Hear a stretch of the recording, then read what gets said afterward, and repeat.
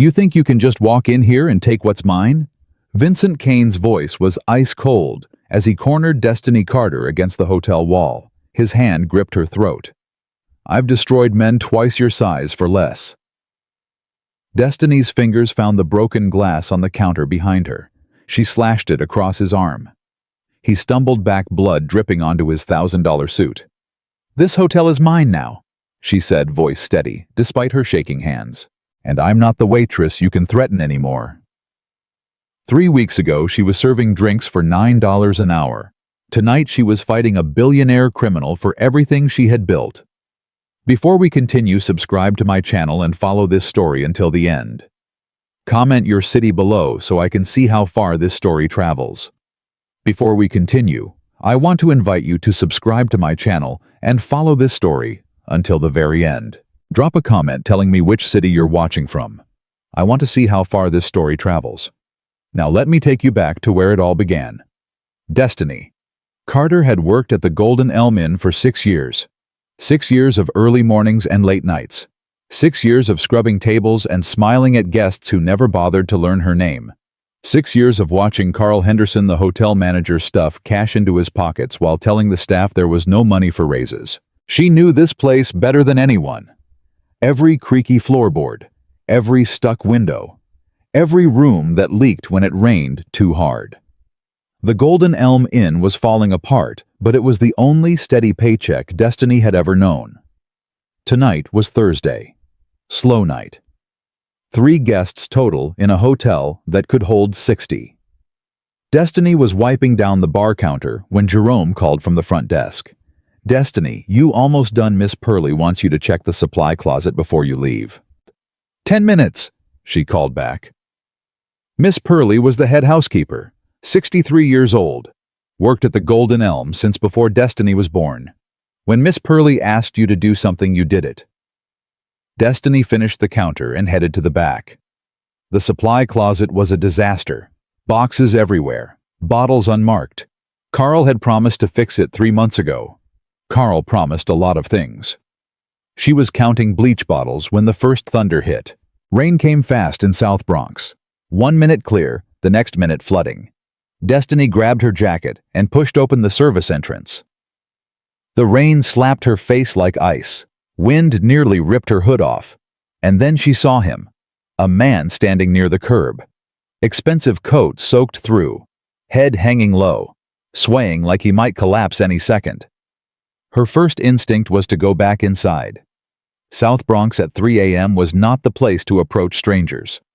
That was how people got hurt. But something made her pause. The man looked lost.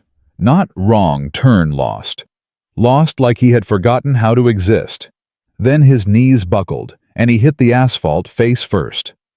Destiny's heart jumped. She looked around for help.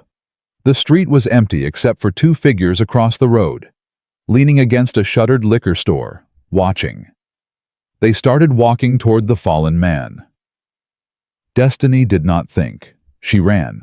Her feet splashed through puddles. Rain blinded her. She reached him and dropped to her knees. Up close, she could see gray hair plastered to his forehead, trimmed beard, clothes that cost more than everything she owned, and whiskey. The smell was overwhelming. Sir? She shook his shoulder. Sir, can you hear me? He groaned but did not open his eyes. Footsteps behind her, getting closer. Yo! A voice cut through the rain. Step away from the old man. Destiny turned. 2 men, 15 feet away. One tall in a black hoodie, one shorter, stockier, holding something metallic. A knife. I said step away. We'll take it from here. Destiny's mind raced. She could run, leave the stranger, save herself. But she looked at him lying there helpless, and something inside her refused. He's with me, she heard herself say. I'm taking him inside. The shorter one laughed. With you. Lady, look at him and look at you. He ain't with nobody like you. Tonight he is. She grabbed the stranger under his arms and started dragging. He was heavy. Her back screamed. She did not stop. The footsteps sped up. Don't make this harder than it needs to be, the tall one warned. Leave the wallet and watch. Nobody gets hurt. 10 feet to the door. 8 feet. 6. Last chance, the shorter one said. She could hear him right behind her now, close enough to grab her. Her hand found the door handle. She yanked it open, threw herself and the stranger through and slammed it shut. A fist pounded the other side, then another. The lock clicked into place. Destiny stood there, breathing hard, heart threatening to explode. On the other side, muffled cursing, frustrated kicks, then silence. They were gone. Destiny looked down at the man slumped against the wall, still unconscious, rain dripping from his coat onto the tile floor. Who was he? What was he doing here? She needed to find out. Her fingers hesitated over his wallet. This felt wrong, going through a stranger's belongings, but she pushed the guilt aside and opened it. Cash. Hundreds. Neatly arranged like they meant nothing. Credit cards. Black ones. No spending limit. Business cards. Gold-trimmed edges. Marcus Thornton. CEO, Thornton Development Corporation. Destiny stopped breathing. She read it again. Marcus Thornton. She had seen that name everywhere. Newspapers, television, magazines. One of the richest men in New York. Owned luxury hotels across the eastern seaboard. Donated millions to hospitals. Shook hands with presidents. And right now, he was passed out drunk in the back hallway of a failing hotel in South Bronx. Jerome, her voice cracked. Jerome, get back here now. Footsteps hurried down the hallway. Jerome appeared, eyes wide. Destiny. What happened? You're soaking wet, and who is Ka? Verify this ID. She handed him the business card. Jerome squinted at it. His jaw dropped. Holy, is this real? That's what I'm trying to figure out. Jerome pulled out his phone. Quick search. He held up the screen showing Marcus Thornton at some charity gala. Same face, same gray hair. It's him, Jerome whispered. It's really him.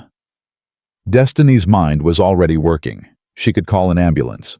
But that meant police, reporters, questions she could not answer. She could let him sleep it off in a room. But what if he had alcohol poisoning? No. The best thing was to get him home. I'm calling a cab, she said. A cab for a billionaire. You got a better idea. Jerome did not. 15 minutes later, a yellow taxi pulled up to the front entrance. Destiny had gotten Marcus onto his feet. He was leaning against her shoulder, mumbling nonsense. The driver frowned. He gonna throw up in my car? I'll pay extra if he does. She helped Marcus into the back seat, buckled his seatbelt. His head rolled to one side, but his breathing seemed steady. Then she realized the problem. She did not know where he lived. She searched his wallet again. Driver's license. Manhattan address. Upper East Side. She gave it to the driver, then pulled out her own wallet. $50, last of her cash until payday. Here, she said. Don't charge him. Just get him home safe. Lady, this fare's at least $60. Then I'll owe you. The driver stared at her, then nodded. You're crazy, you know that. So I've been told. She stepped back to close the door when Marcus grabbed her wrist. His eyes were half closed, but looking directly at her. You, he mumbled. You good people. Destiny froze. Don't forget. He continued, words slurring. You're the kind that matters. His hand went limp, eyes closed.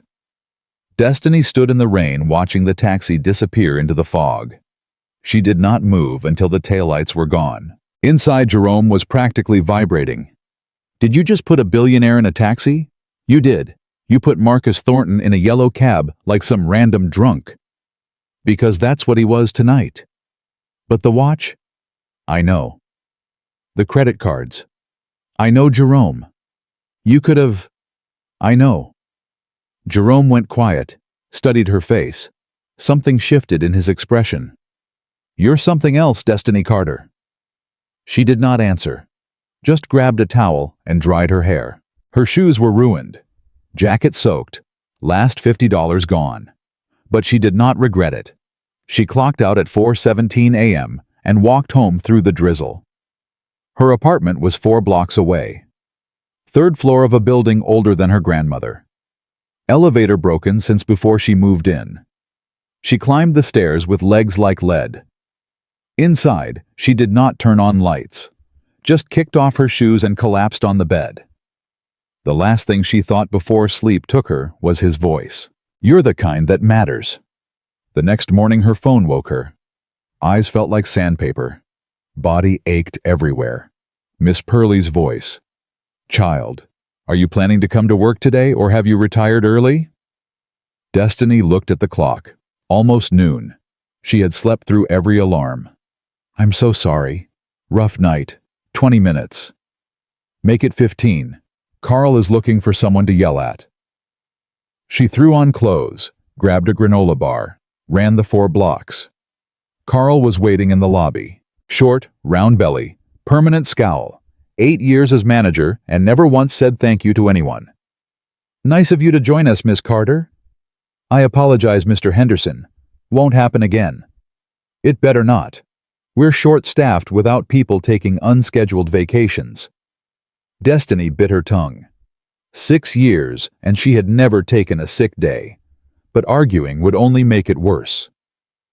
She nodded and went to change. The day dragged. Lunch service for a handful of guests. Cleaning tables. Refilling salt shakers. But she could not stop thinking about the night before. Every time she closed her eyes, she saw his face, heard his voice, felt his hand on her wrist. "You're the kind that matters." He was drunk. Probably did not remember anything. Probably woke up in his Manhattan penthouse with a headache and no memory of how he got there. That was fine. That was how the world worked. Billionaires did not come back to thank waitresses in South Bronx. The week passed. Thursday, Friday, Saturday, Sunday.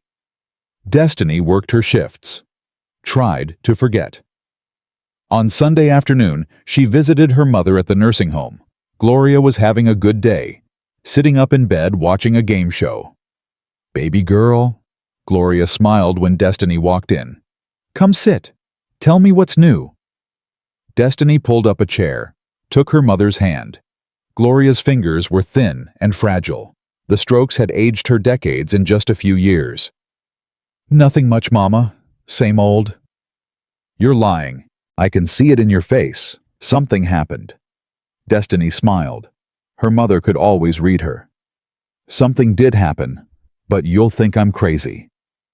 "Child, I've thought you were crazy since you were 3 years old trying to teach the neighbor's cat to fetch." Destiny laughed and told her everything. The rain, the man, the knife, the taxi, the $50. Gloria was quiet when she finished. "You saved a billionaire's life," she finally said. "I wouldn't say saved. Just got him out of the bad situation." "Baby girl, those men had a knife. They would have killed him for that watch. You saved his life." Destiny had not thought about it that way. "Well," she said, "he's probably forgotten by now." Maybe, or maybe not. The universe has a funny way of remembering kindness.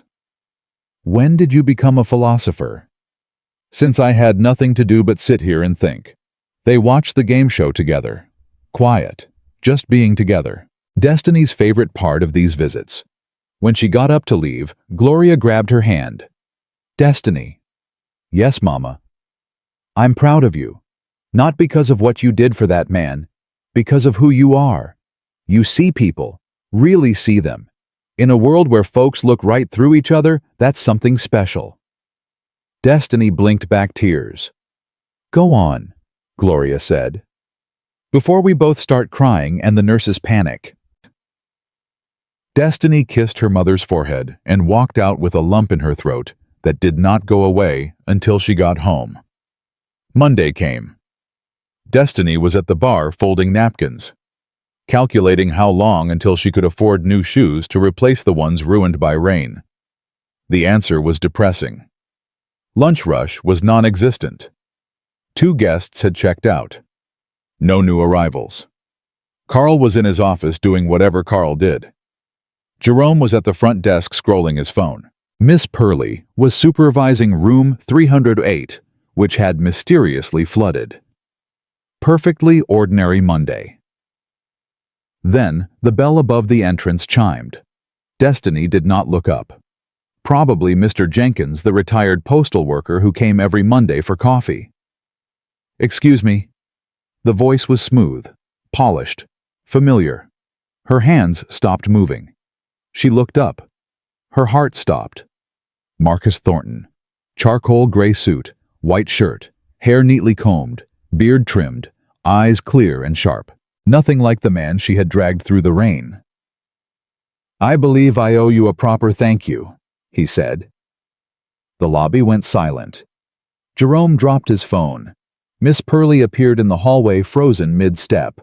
Carl's office door cracked open. "Mr. Thornton," Destiny managed. "You're here." "I am. In South Bronx." "Evidently. In my hotel." He smiled, small but genuine. "Technically, it's my hotel. Or it was until about 3 hours ago." Destiny's brain stopped working. "I'm sorry, what—" Marcus reached into his jacket and pulled out a leather folder, placed it on the bar counter. "I've spent the last week doing something I should have done years ago, looking into this property, its staff, its books. What I found was illuminating." "I don't understand." "You will. May I sit?" She nodded, still not convinced she was awake. Marcus sat at the bar, looked around the lobby, the faded wallpaper, worn carpet, flickering chandelier. "I bought this hotel 12 years ago," he said. "Part of a package deal with 6 other properties. Never set foot inside until last week." "Last week? When you were—" "Drunk and about to be robbed. Yes." "How did you even end up here?" Marcus was quiet. His jaw tightened. Pain flickered in his eyes. "My son," he said softly.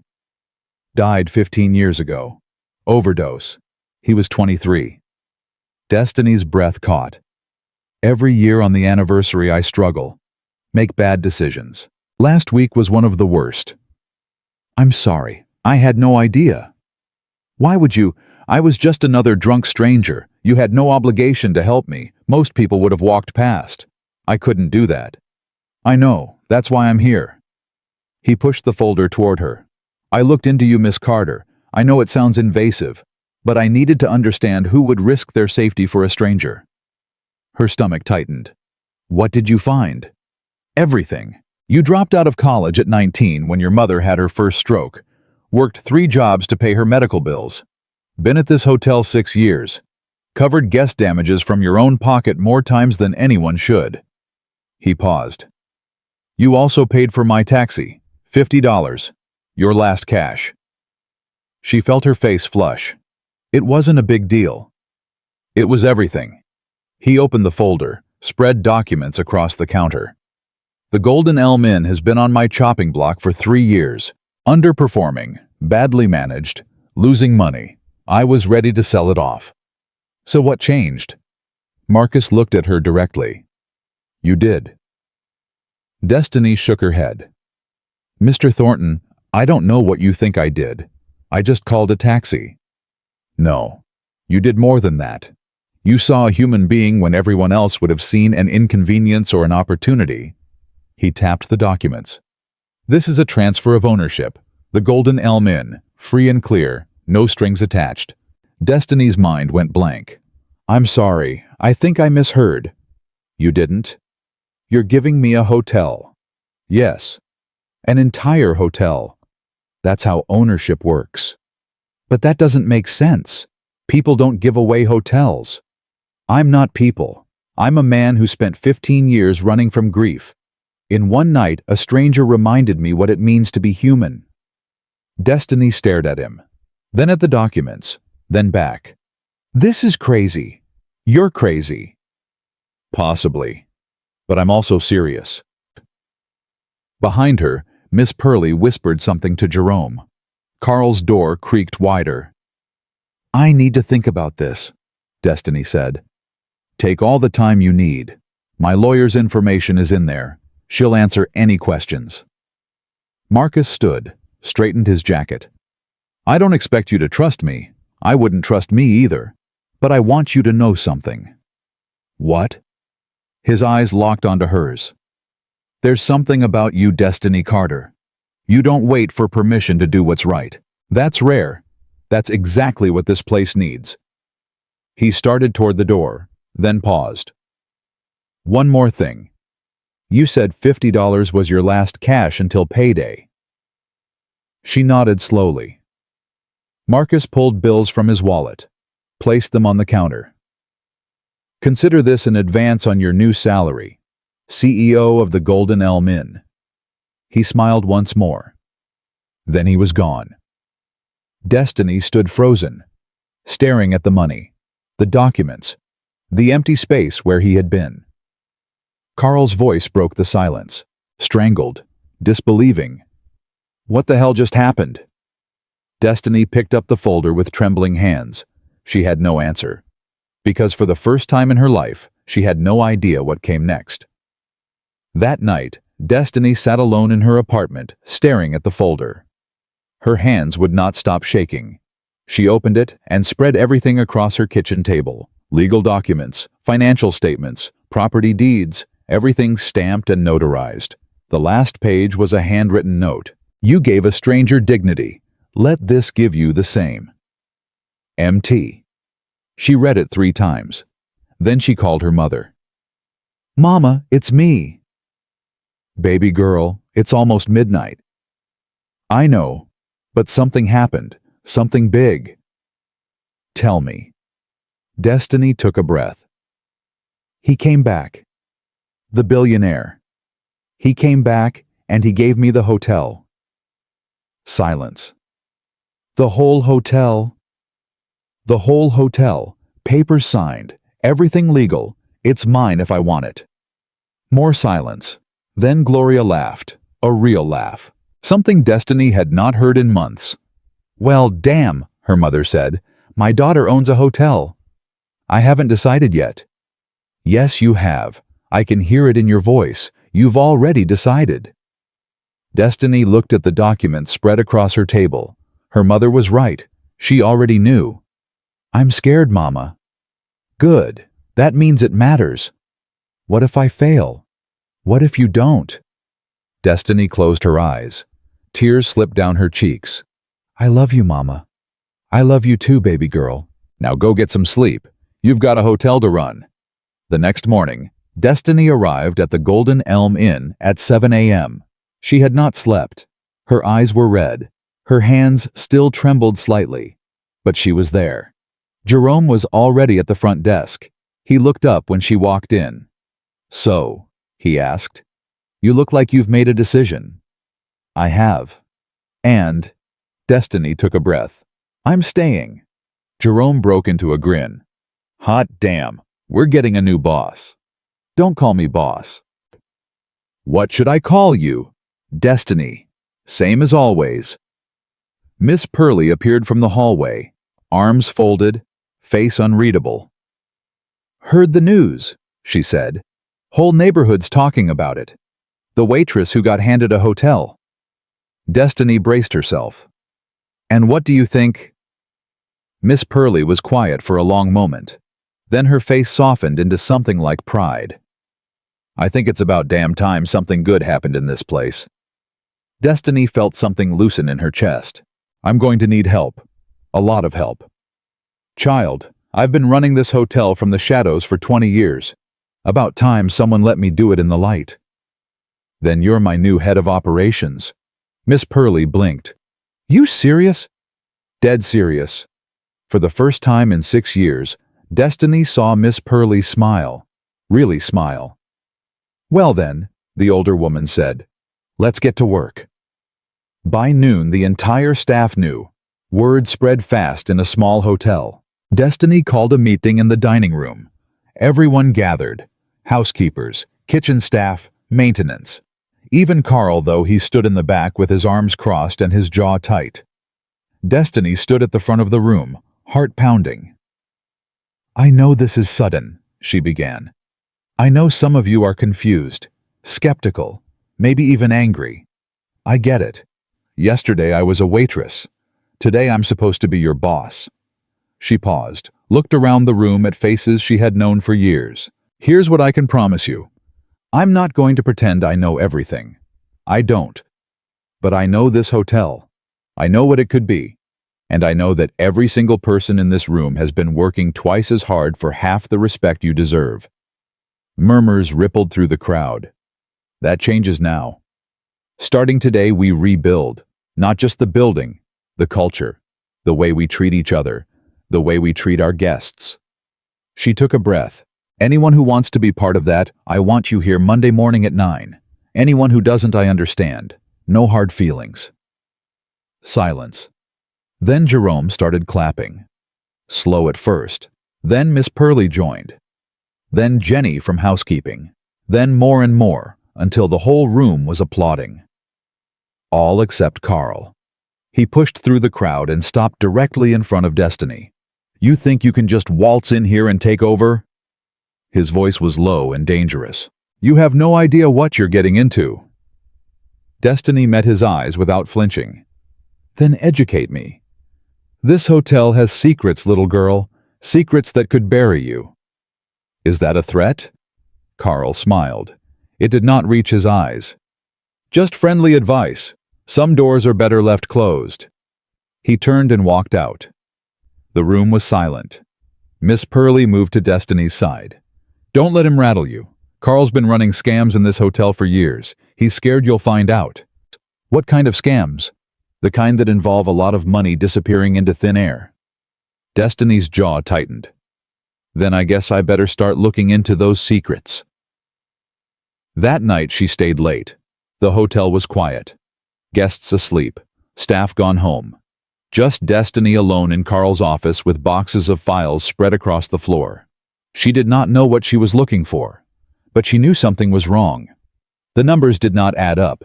Invoices for supplies that never arrived. Payments to vendors she had never heard of. Around midnight, she found it. A folder hidden at the bottom of a locked drawer. She had to break the lock with a letter opener. Inside were receipts. Hundreds of them. All from companies she did not recognize. Briarstone Holdings, $4,800 for pest control. No record of any pest control visit. Nash Financial, $4,900 for security upgrades. The security cameras had been broken for 2 years. Eastgate Logistics, $4,750 for supply delivery. Destiny had personally signed for every delivery that month. None of them came from Eastgate, each amount just under $5,000. Just under the threshold that would trigger automatic auditing. This was not bad bookkeeping. This was theft. Systematic. Deliberate. And Carl was at the center of it. Destiny's hands shook as she photographed every document, saved copies to her phone, to her email, to a flash drive she kept in her purse. Then she put everything back exactly as she found it. Carl could not know she knew. Not yet. Not until she understood how deep this went. She was locking the office door when she heard footsteps behind her. She spun around. Jerome stood in the hallway, face pale. "Destiny, we have a problem." "What kind of problem?" "Someone just tried to break into the hotel." "What?" "Back entrance." Miss Pearlie heard the noise. She scared them off, but they left something behind. "Left what?" Jerome held up a piece of paper. Destiny took it, unfolded it. 3 words written in red marker. "Walk away now." Her blood went cold. Who did this? I don't know, but Destiny, whoever it was, they knew exactly which door to try. They knew the lock was broken. Someone inside the hotel had helped them. Destiny looked at the note again. Her hands were steady now. Fear had transformed into something harder, something fiercer. "Call a locksmith," she said. "Every door in this building gets a new lock by morning." And the note, Destiny folded it carefully and put it in her pocket. "Whoever sent this wanted to scare me. They wanted me to run." She looked Jerome dead in the eyes. They have no idea who they're dealing with. The next few days were a blur of activity. Destiny hired a locksmith to change every lock, installed security cameras with money from her own savings. Had Miss Purley conduct a full inventory of every supply closet, every storage room, every corner of the building. The results were damning. Thousands of dollars in supplies that existed only on paper. Maintenance contracts with companies that had no phone numbers. Cleaning services from businesses registered to empty lots. Carl had been stealing from the Golden Elm Inn for years, maybe decades.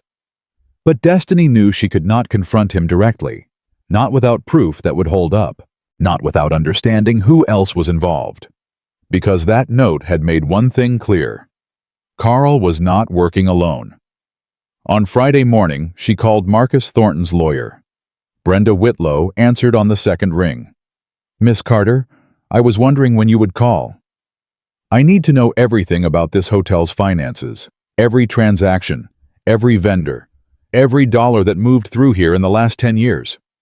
A pause. "That's a significant request.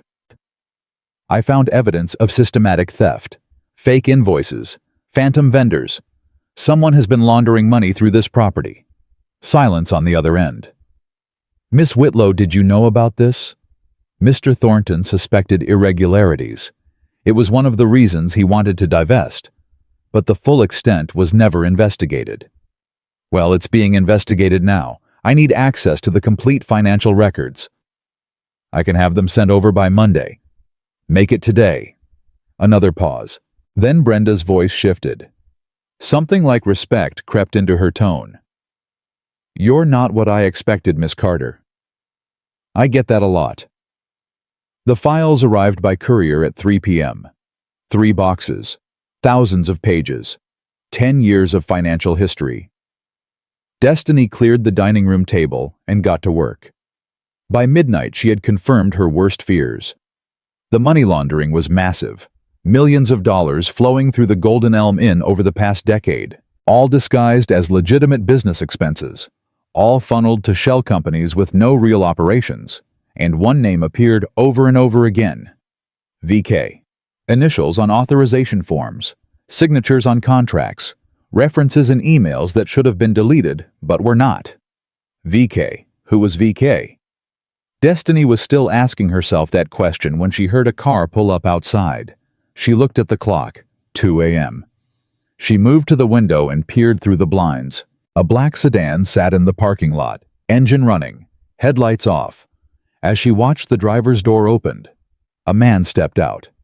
Even in the darkness, she could tell he was tall, well-dressed, moving with the confidence of someone who owned every room he walked into. He looked up at the window where Destiny was standing. Their eyes met through the glass. He smiled. Then he got back in the car and drove away. Destiny did not sleep that night. The next morning, she called Miss Purley into her office. "I need to know everything," Destiny said. "Everyone who came to this hotel after hours. Everyone Carl met with. Anyone suspicious." Miss Purley was quiet for a moment. Then she sat down heavily in the chair across from Destiny. "There was a man," she said slowly. "Came around maybe once a month, late at night. Always drove a black sedan. Expensive suits. Never checked in. Never stayed. Just met with Carl in his office for an hour or two and left. Did you ever catch his name? Carl called him Mr. V. VK. What did he look like? Tall, dark hair, sharp face, cold eyes, the kind of man you cross the street to avoid." Destiny leaned forward. "When did you last see him?" Miss Purley's face went pale. 2 nights ago, right after you announced you were taking over." The pieces were falling into place. Mr. V was the one behind the money laundering. Carl was his inside man. And now that Destiny had inherited the hotel, she had inherited everything that came with it, including enemies she did not even know she had. Saturday passed without incident. Sunday, too. But Destiny could feel something building, a tension in the air, a storm gathering on the horizon. Monday morning, she arrived at the hotel early. The staff was already gathering for the meeting she had called. 12 people in total. Everyone who had agreed to stay and rebuild. Destiny stood at the front of the room and looked at their faces. Carla the cook. Jerome at the front desk, Miss Pearlie with her arms folded, Jenny from housekeeping, Miguel from maintenance, who still looked skeptical. These were her people now, her responsibility. "I have to tell you something," she began. "Something important." The room went quiet. "This hotel has been used for more than hospitality. Someone has been laundering money through this property for years. Fake invoices, phantom vendors, millions of dollars." Murmurs swept through the crowd. "I don't know yet who all is involved, but I do know this. If we keep moving forward without cleaning this out, we're building on a rotten foundation." She took a breath. "I need your help. Anyone who saw anything strange, Carl meeting with people after hours, suspicious deliveries, vendors who never showed up, I need to know." Silence. Then Jenny raised her hand slowly. "There was a man," she said quietly.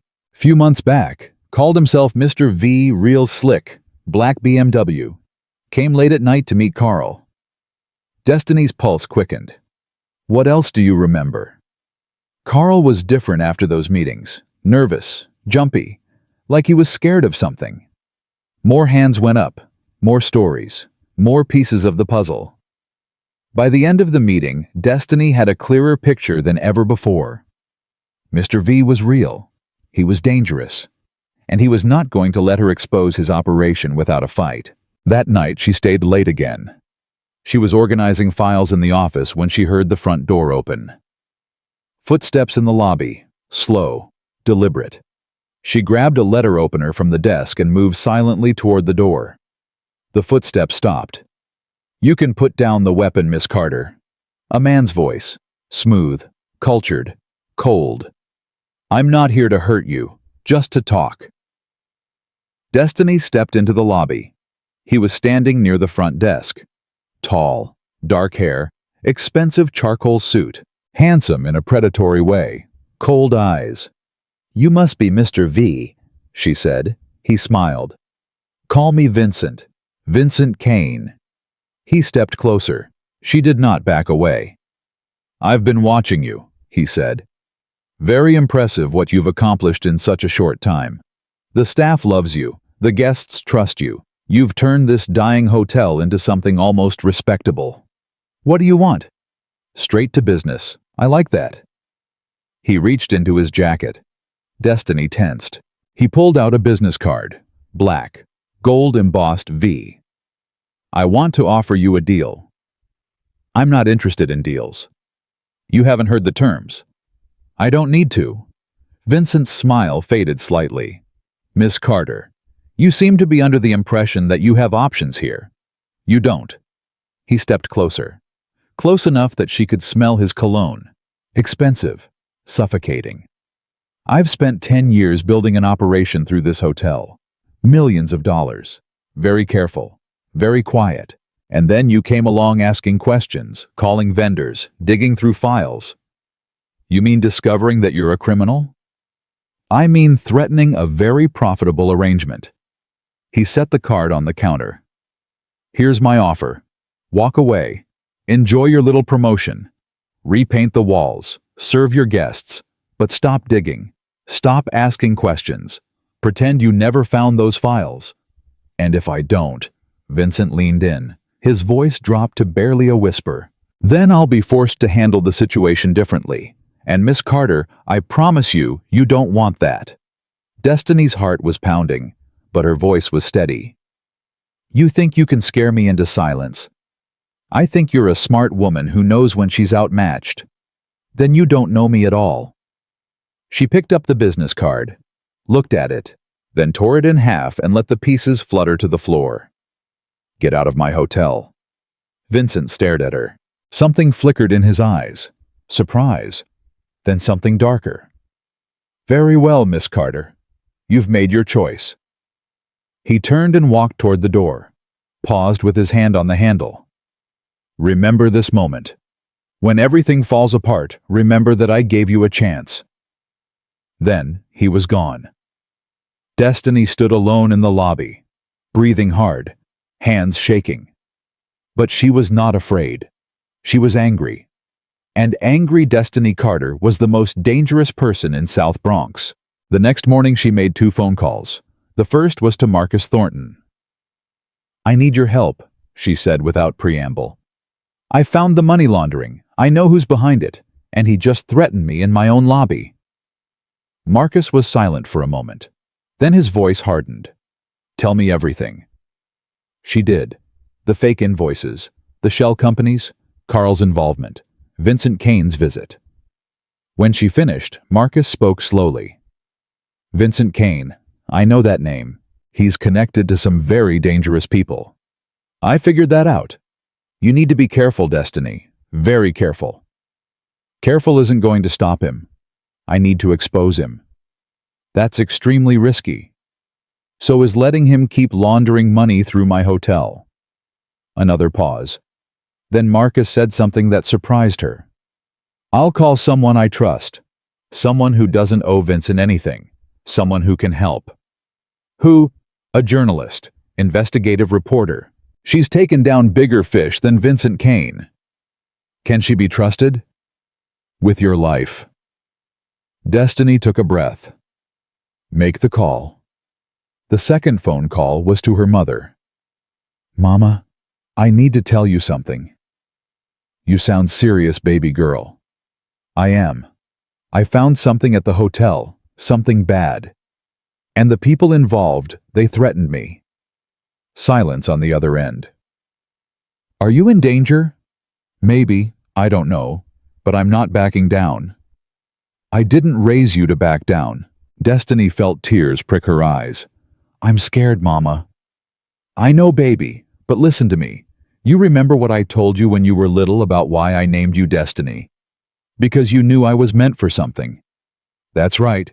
You were meant for something, baby girl. Maybe this is it. Maybe this is the something." Destiny closed her eyes.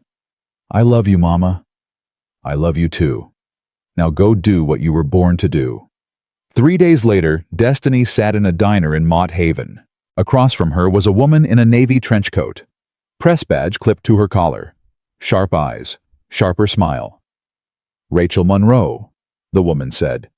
"Investigative journalist. Bronx Gazette. 4 exposés. 3 lawsuits. 2 city council members ousted."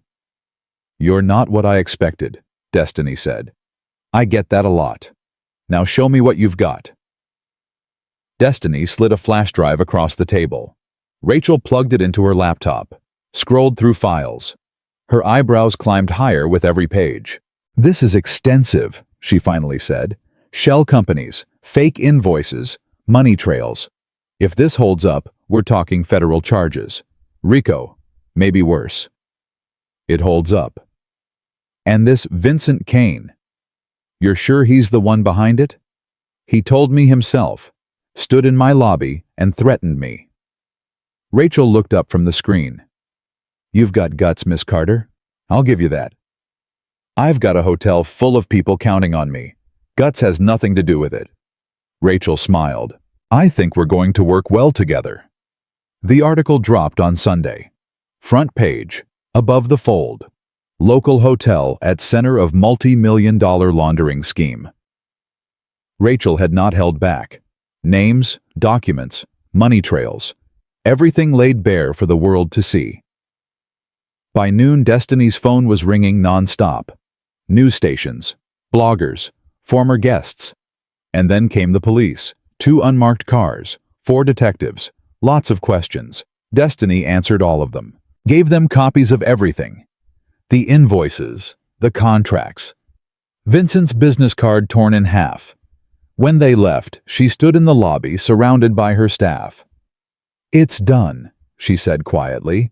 "Whatever happens now, we did the right thing." Miss Purley put a hand on her shoulder. "Whatever happens now, we're with you." That night, Destiny sat on the front steps of the hotel. The street was quiet, stars visible through the gaps in the city lights. She thought about everything that had led to this moment. The rain, the drunk stranger, the $50, the folder full of documents that changed her life. She thought about Vincent Kane, wherever he was, whatever he was planning. And she thought about her mother's words. "You were meant for something. Maybe this was it. Maybe this was the something. A car drove slowly past the hotel. The driver looked at her through the window. She did not look away.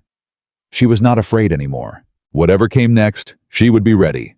Because Destiny Carter had finally found her purpose, and nothing was going to stop her now. The article had been live for exactly 47 hours when the first attack came. Destiny was in the back office reviewing the morning's reservation list when she heard glass shatter. Not the small sound of a dropped cup, the explosive crash of a window being destroyed. She ran to the lobby. Jerome was standing behind the front desk, face white, staring at the broken front window. A brick lay in the middle of the floor, surrounded by glittering shards. Tied to it was a piece of paper.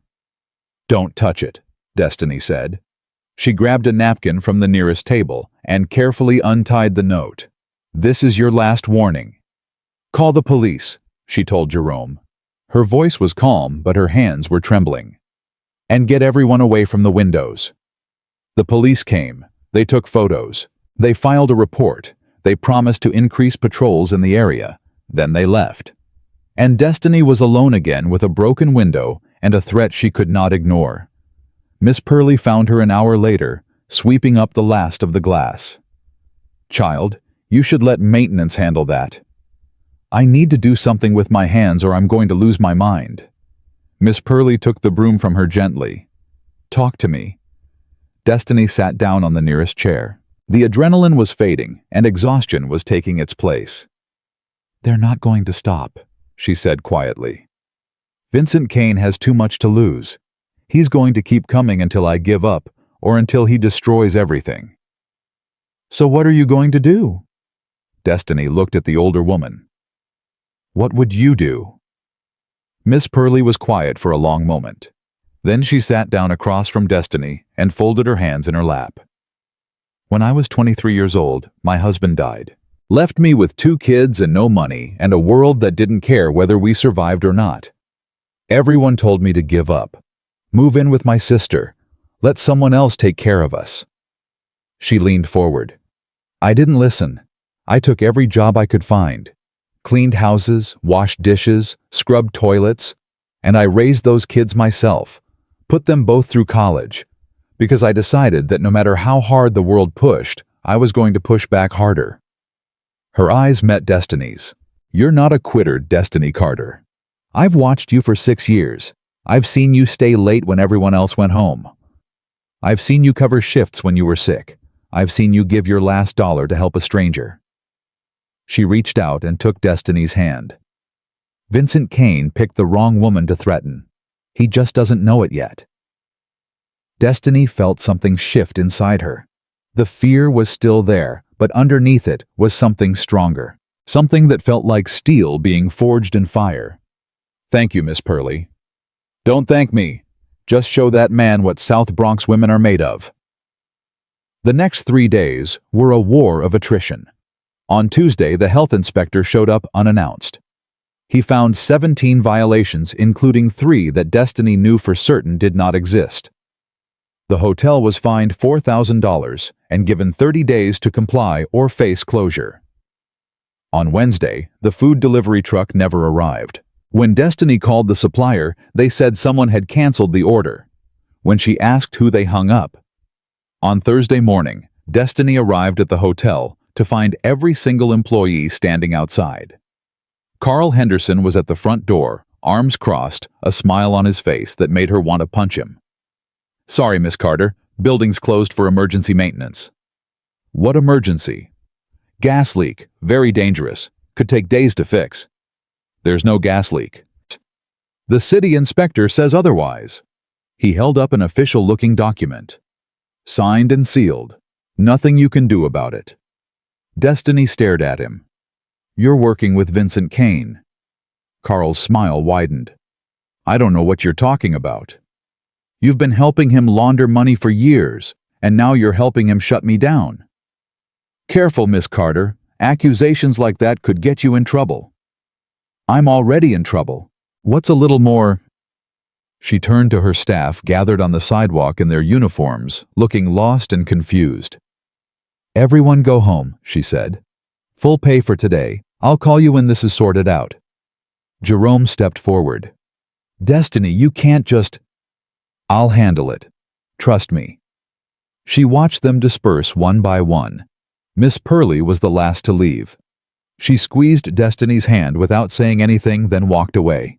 Destiny stood alone on the sidewalk, staring at the hotel that was supposed to be her fresh start. Then she pulled out her phone and made a call. Rachel, it's Destiny. I need your help. Rachel Monroe arrived within the hour. She brought a photographer and a very aggressive lawyer named David Chen, who specialized in civil rights cases. Tell me everything, Rachel said. Destiny did. The brick through the window, the fake health violations, the canceled deliveries, the bogus gas leak. Rachel was taking notes furiously. This is systematic harassment, possibly criminal interference with business operations. Can you prove it? I can do better than that. I can make it a story. David Chen was already on his phone. I'm calling in some favors. There's no way that gas leak inspection is legitimate. Give me 2 hours. It took him 90 minutes. By noon, David had documentation proving that the gas leak inspection had been falsified. The signature on the form belonged to an inspector who had been dead for 3 years. Someone had forged city documents to shut down Destiny's hotel. This is fraud, David said. Federal fraud. Whoever did this is looking at serious prison time. Can we get the hotel reopened? I can have an injunction filed by end of business today. You'll be back in operation by tomorrow morning. Destiny felt a wave of relief wash over her. Thank you. Don't thank me yet. This is just the beginning. Vincent Kane isn't going to stop because we won one battle. I know, but at least now we're fighting back. Rachel's second article dropped that evening. Criminal harassment campaign targets. Hotel owner who exposed money laundering scheme. She named Carl Henderson. She published the forged inspection document. She detailed every attack Destiny had endured over the past 3 days. And most importantly, she connected it all back to Vincent Kane. By midnight, the story had been picked up by 3 major news networks. By morning, it was national news. Destiny's phone rang at 6 a.m. She was still in bed, having slept maybe 2 hours total. Miss Carter. An unfamiliar voice. Professional. Slightly nervous. Who is this? My name is Agent Rebecca Torres, FBI. I'd like to meet with you today if possible. Destiny sat up. FBI. We've been investigating Vincent Kane for several years. Your evidence and Miss Monroe's articles have given us exactly what we needed. We'd like to discuss how we can help each other. 2 hours later, Destiny was sitting in a conference room at the FBI field office in Lower Manhattan. Across from her were Agent Torres and 2 other agents whose names she immediately forgot. Let me be direct with you, Miss Carter, Agent Torres said. Vincent Kane is connected to one of the largest money laundering operations on the East Coast. We're talking hundreds of millions of dollars funneled through legitimate businesses over the past 15 years. And the Golden Elm Inn was one of those businesses. Correct, but Kane is careful. He never leaves fingerprints. We've been trying to build a case against him for years, but witnesses either disappear or suddenly develop amnesia. So what do you need from me? Agent Torres slid a folder across the table. We need you to keep doing exactly what you're doing. Run your hotel. Keep your eyes open. And if Kane or any of his associates make contact, you let us know immediately. Destiny looked at the folder. Inside were photos of Vincent Kane meeting with various men in expensive suits. Photos of Carl Henderson getting into a black sedan. Photos of cash being loaded into unmarked vans behind the Golden Elm Inn. How long has this been going on? At least a decade, probably longer. And you want me to keep running a hotel that's being used as a front for organized crime? We want you to keep running your hotel while we gather enough evidence to take down the entire operation. Kane thinks he's untouchable. We need to prove him wrong. Destiny closed the folder. And what happens to me in the meantime? What happens when Kane decides I'm too much trouble to keep around? Agent Torres leaned forward. We'll provide protection, surveillance, anything you need. But I won't lie to you, Miss Carter. This is dangerous. Very dangerous. If you want to walk away, no one would blame you." Destiny thought about her mother in the nursing home, about Miss Pearlie and Jerome, and all the people who depended on the hotel for their livelihoods, about the neighborhood that had watched her grow up and was now watching her fight.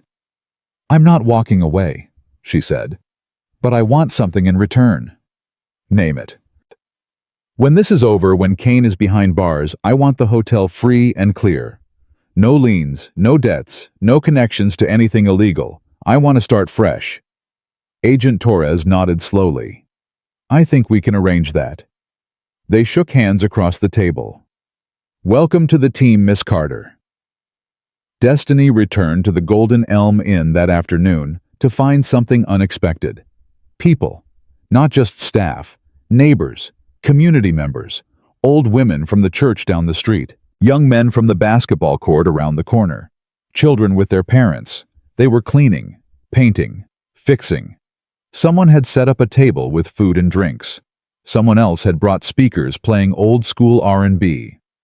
Jerome met her at the door, grinning ear to ear. Word got out about what happened. Everyone wanted to help. Destiny felt tears prick her eyes. "I don't understand." Miss Pearlie appeared at her side. "Child, you've been fighting for this hotel. This hotel is part of the neighborhood. The neighborhood fights back." An old man Destiny recognized as Mr. Thompson from the barber shop across the street walked up to her. He had been cutting hair in South Bronx for 40 years. Everyone knew him. Everyone respected him. "Young lady," he said, "I remember when this hotel was the heart of the community. Weddings, birthday parties, family reunions. Then the bad element moved in, and everyone forgot what this place could be." He put a weathered hand on her shoulder. "You're bringing it back. That's worth fighting for." Destiny did not trust herself to speak. She just nodded. By evening, the hotel looked better than it had in years. Fresh paint on the walls, new flowers in the planters. The broken window had been replaced with glass that was even clearer than the original. And somewhere in the process, something had shifted. The Golden Elm Inn was no longer just Destiny's fight. It belonged to the whole neighborhood now. That night, she sat in the lobby with Miss Pearlie and Jerome, sharing pizza and talking about everything and nothing. "You know," Jerome said, "when you first took over, I thought you were crazy. Nice lady, sure. Hard worker, definitely. But crazy. And now I think you might be the sanest person I know." Miss Pearlie snorted. "That's not saying much considering you thought eating gas station sushi was a good idea last month." "Hey, I only got a little sick." They laughed. It felt good to laugh. It felt normal. Destiny's phone buzzed. A text from Rachel Monroe. "Heads up. Carl Henderson was arrested tonight." Someone inside Kane's organization flipped. Destiny read the message twice. "What is it?" Miss Pearlie asked. "Carl's been arrested." Jerome pumped his fist. "Yes, that's what that sleazeball deserves." But Destiny was not celebrating. Her instincts were screaming that something was wrong. Carl was a small fish. Vincent Kane would sacrifice him without a second thought. If Carl had been arrested, it meant Kane was cleaning house, getting rid of anyone who might be a liability, which meant things were about to escalate. Her phone buzzed again. Different number. Unknown caller. She answered. "Hello." Silence on the other end, then breathing. Slow, deliberate. "Miss Carter." Vincent Kane's voice was calm, almost friendly. "I see you've been busy. Your errand boy got arrested. Guess you'll need to find a new stooge." "Carl was a tool. Tools can be replaced.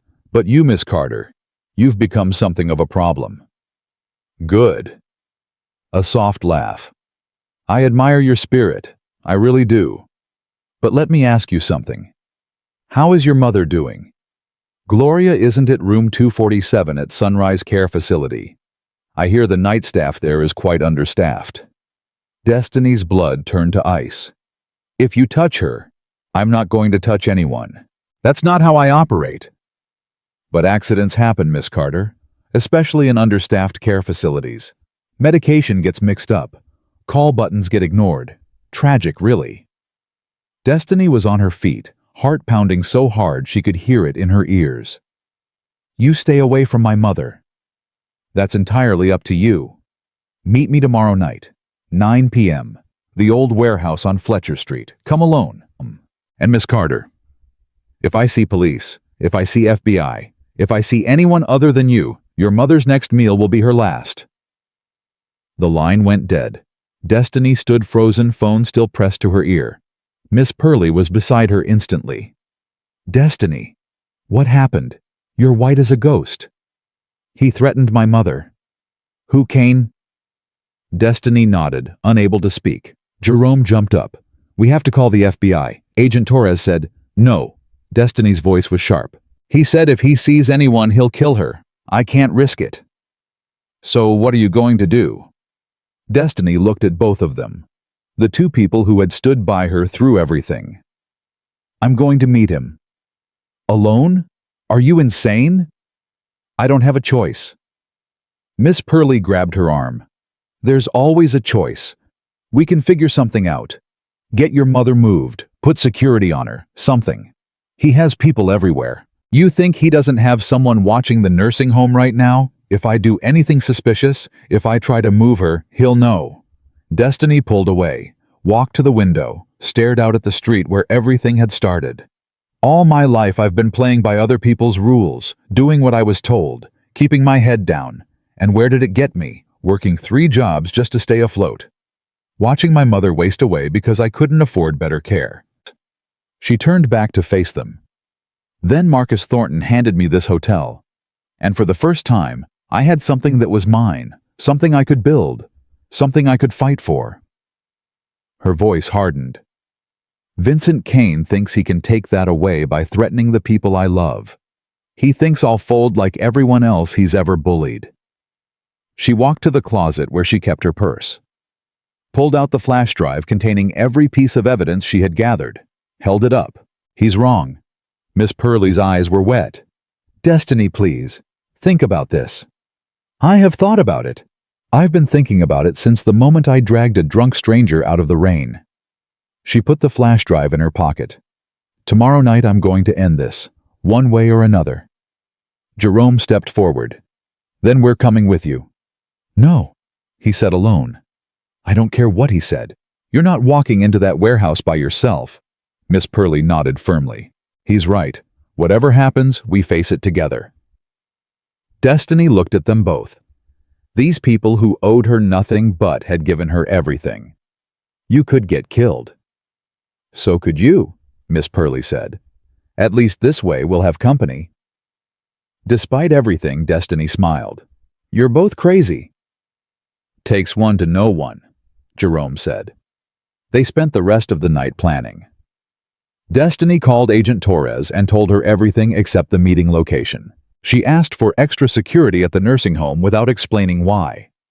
Torres agreed, but Destiny could hear the suspicion in her voice. Then she called Marcus Thornton. Destiny! It's nearly midnight. Is everything all right? No, nothing is all right, but I wanted to thank you. Thank me for what? For seeing something in me that I didn't see in myself. For giving me a chance when no one else would. Silence on the other end. Then Marcus's voice softer than she had ever heard it. Destiny, what's goings on? I can't tell you, not yet, but if something happens to me, I need you to promise me something. Anything. Take care of the hotel. Take care of the people who work there. They're good people. They deserve better than what life has given them. Destiny. Promise me. A long pause. Then Marcus sighed. I promise. But whatever you're planning, please be careful. I'll try. She hung up and looked at her phone. One more call to make. Her mother answered on the third ring, voice groggy with sleep. Baby girl, what time is it? Late, Mama.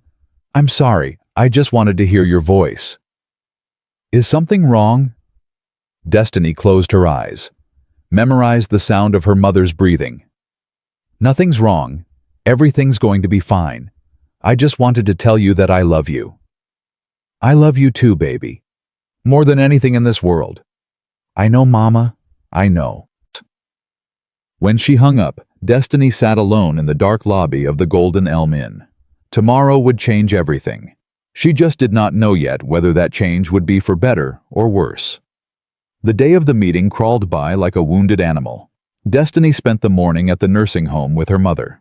She did not tell Gloria what was happening. She just sat beside her bed, held her hand, and listened to stories she had heard 100 times before. You remember when you were 7 and you tried to make me breakfast in bed?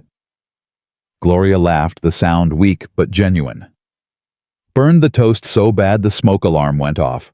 Fire department came and everything. I remember. You ate it anyway. Of course I did. My baby made it for me.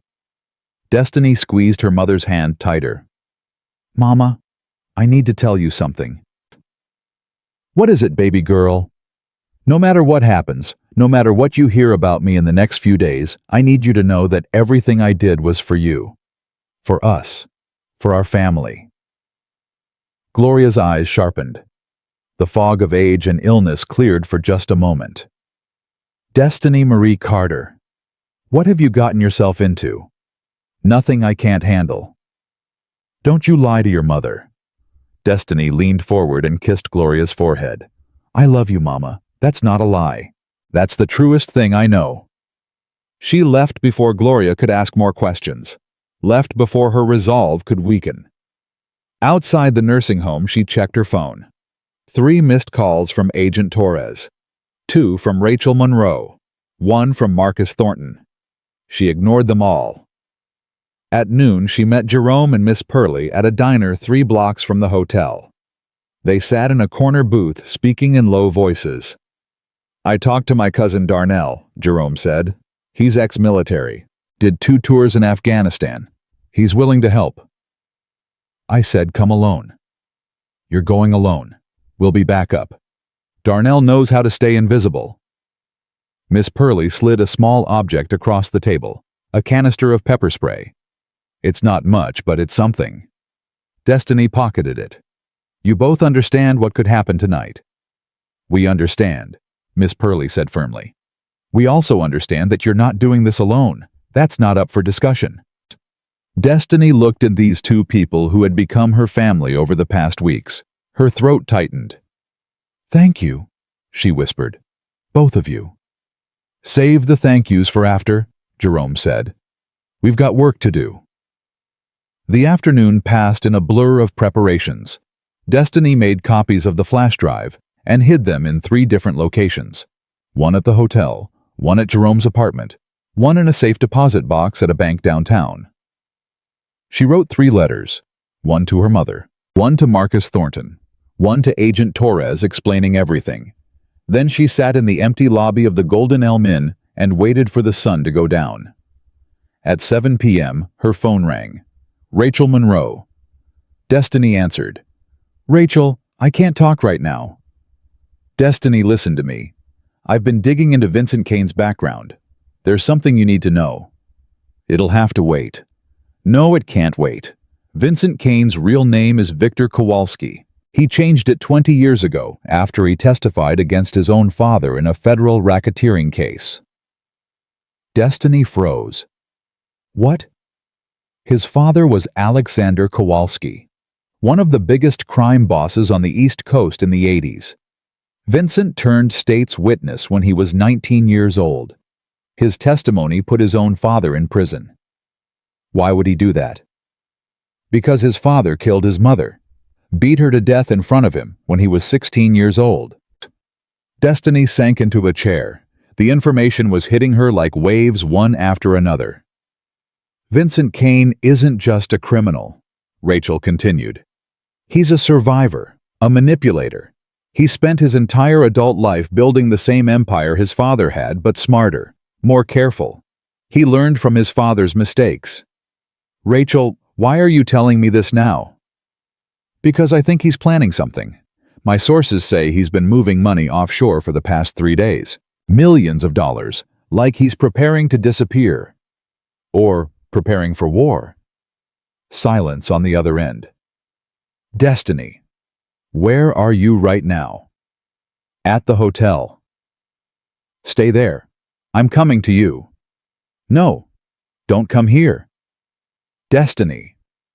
Rachel, trust me. Stay away from the hotel tonight. Stay away from me. If something happens, you're the only one who can tell the truth. What are you planning? Destiny closed her eyes. Whatever I have to. She hung up before Rachel could argue. At 8:30 p.m. Jerome arrived with his cousin Darnell. Darnell was a large man with kind eyes and steady hands. He carried himself with the quiet confidence of someone who had seen real combat and survived. Miss Carter, he said, shaking her hand. Jerome told me what's happening. I want you to know that I've dealt with men like Vincent Kane before. They think they're invincible. They're not. I appreciate you helping us. Ma'am, people like you are the reason people like me served. Protecting those who can't protect themselves. Standing up when everyone else sits down. Miss Purley arrived a few minutes later. She was carrying a large purse that clinked when she set it down. What's in there? Jerome asked. Tools, just in case. No one asked for specifics. At 8:45 p.m., they went over the plan one final time. Destiny would go to the warehouse alone. Jerome and Darnell would position themselves outside watching the exits. Miss Purley would stay in Jerome's car 3 blocks away with a burner phone ready to call Agent Torres if things went wrong. If I'm not out in 1 hour, Destiny said, call everyone, FBI, police, news media, everyone. Destiny, Jerome started, 1 hour, promise me. He nodded reluctantly. 1 hour. At 9 p.m. exactly. Destiny walked into the warehouse on Fletcher Street. The building was old, abandoned for years, the kind of place where bad things happened and no one ever found out. Vincent Kane was waiting in the center of the empty space. He was alone. At least he appeared to be alone. Destiny knew better than to trust appearances. Miss Carter, he said pleasantly. Thank you for coming. Like I had a choice. We always have choices. You've made quite a few interesting ones lately. He began to walk in a slow circle around her. Destiny stood her ground, refusing to show fear. I've been thinking about you, Vincent continued, trying to understand what makes you tick. Most people, when faced with power, they fold, they compromise, they take the easy path. I'm not most people. No, you're not. That's what makes you so dangerous. He stopped directly in front of her, close enough that she could see the coldness in his eyes. I'm going to make you an offer, Miss Carter. One time only. After tonight, it's off the table forever. I'm listening. Walk away. Leave New York. I'll give you $200,000 in cash. Enough to relocate your mother to the best care facility in Florida. Enough to start over somewhere warm. And the hotel returns to me, along with all the evidence you've collected. Destiny laughed. It surprised both of them. Something funny. You really don't understand, do you? This was never about money. This was never about the hotel. Then what was it about? Dignity. Vincent's expression flickered. Just for a moment, something human showed through the mask. Dignity, he repeated. That's a luxury most people can't afford. That's where you're wrong. Dignity is the one thing no one can take from you. Not unless you let them. Very philosophical. But philosophy doesn't stop bullets. Is that a threat? It's a fact. Destiny reached into her pocket. Vincent's hand moved toward his jacket. Relax, she said. I'm just getting this. She pulled out the flash drive, held it up so he could see. This is everything. Every transaction, every shell company, every dollar you've laundered through the Golden Elm Inn for the past 10 years. Vincent's eyes fixed on the drive. Give it to me. No. Miss Carter, I'm trying very hard to be reasonable here. So am I. Here's my counteroffer. You leave. Tonight. You disappear. Go to whatever country doesn't have an extradition treaty with the United States, and you never come back. And if I refuse, then copies of this drive go to every news outlet in the country. to the FBI, to the IRS, to everyone who has ever wanted to see you destroyed." Vincent stared at her for a long moment. Then he began to laugh. "You're bluffing. If you had already sent those copies, you wouldn't be here negotiating." "Maybe. Or maybe I wanted to give you a chance. The same chance Marcus Thornton gave me." Marcus Thornton is a fool. A sentimental old man who let guilt cloud his judgment. Marcus Thornton saved my life. He saw something in me when no one else did. Maybe I'm hoping I can see something in you." Vincent's laughter stopped. His face went cold. "There's nothing in me to see, Miss Carter. I learned that a long time ago, when I was 16 years old and watched my father beat my mother to death with his bare hands." Destiny's breath caught. Rachel's information was correct. "I know about your father," she said quietly. "I know what you did. You testified against him. I destroyed him. The same way I'm going to destroy you if you don't give me that drive." "You're not your father, Vincent. You don't know anything about me. I know that you built an empire on the bones of his. I know that you've spent your whole life trying to prove that you're stronger than he was. Smarter, more ruthless." She took a step toward him. "But here's what I think. I think underneath all that armor, you're still that 16-year-old boy watching his mother die. I think you've been running from that moment your entire life. Stop talking. I think you hurt people because you were hurt. I think you control people because you felt helpless. I think you destroy things because you're terrified of being destroyed yourself." I said stop. Vincent's hand came up. In it was a gun. Destiny's heart slammed against her ribs, but she did not run, did not back away. "Go ahead," she said. "Pull the trigger. Add murder to your list of crimes. Prove that you're exactly what your father was." Vincent's hand was shaking. The gun wavered. "You think you understand me. You think your little psychoanalysis means anything. I've killed men for less than what you've done. Then kill me. But know this. Those copies I mentioned, they're scheduled to send automatically if I don't enter a code by midnight. You shoot me and you're done anyway." Vincent's face twisted. Rage and fear and something else Destiny could not identify. "You're lying. Try me." For a long moment they stood there. Two people at the edge of an abyss. One wrong move and everything would fall. Then Vincent lowered the gun. "You win," he said quietly. "This round." He stepped back, reached into his pocket, pulled out a phone. "I have resources, Miss Carter. People everywhere. Even if I leave tonight, even if I disappear, I can reach out and touch your life whenever I want. Your mother, your friends, everyone you've ever cared about. Then you better hope I never find you." Vincent smiled. It was not a pleasant smile. "Perhaps we'll meet again someday, under different circumstances." "I hope not." He turned and walked toward the back of the warehouse, paused at the exit. "For what it's worth, Miss Carter, I respect you. You're the first person in 20 years who's had the courage to stand up to me. I'm not looking for your respect." "I know. That's what makes you different." He disappeared into the darkness. Destiny stood alone in the empty warehouse, flash drive still clutched in her hand. She had done it. She had faced down Vincent Kane and survived. But she knew this was not over. Not really. Men like Vincent did not simply disappear. They waited. They planned. They came back when you least expected. She pulled out her phone, called Jerome. "I'm okay. He's gone." "Thank God. We're coming to get you." "No. Go back to the hotel. I'll meet you there." She hung up and walked out of the warehouse into the cold night air. The city spread out before her. Lights twinkling like distant stars. Sirens wailing somewhere far away. The constant hum of millions of lives being lived. She had come to this city with nothing, a high school diploma, a sick mother, a dream that felt more like a fantasy. Now she was the owner of a hotel, a target of one of the most dangerous men in New York. A symbol for people who had never had anyone fight for them before. She did not know what tomorrow would bring. More threats probably, more challenges.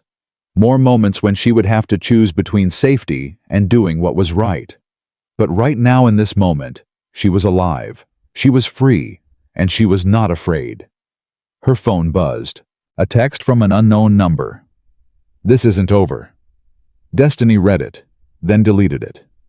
She knew it was not over. But for the first time, she was ready for whatever came next. She started walking back toward the Golden Elm Inn, toward home, toward the future she was building with her own two hands.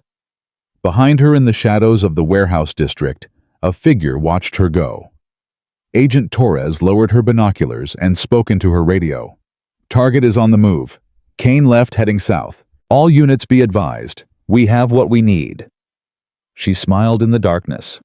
The trap was set, and Vincent Kane had walked right into it.